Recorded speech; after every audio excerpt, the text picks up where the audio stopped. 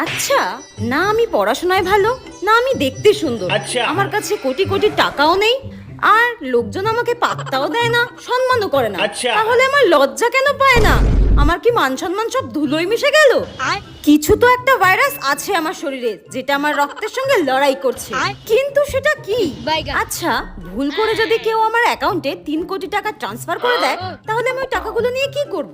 1 কোটি টাকা দিয়ে তো আমি একটা বাড়ি কিনবো, আর 1 কোটি টাকা দিয়ে আমি একটা গাড়ি কিনবো, আর বেঁচে যাওয়া 1 কোটি টাকাটা আমি ডোনেট করে দেবো। হ্যাঁ, কিন্তু তাহলে তো আমার খরচা করার জন্য 1 টাকাও থাকবে না। একটা কাজ করব, 1 লাখ টাকা ডোনেট করব, তাহলে বাকি 99 লাখ টাকা আমি আমার খরচা করতে পারবো, একদম নিজের ইচ্ছা মতো জীবনযাপন করতে পারবো। উফ, আমার তো ভাবলেই আনন্দ হচ্ছে।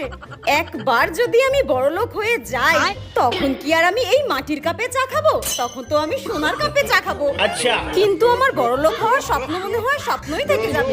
চায়ের বদলে কবে যে কি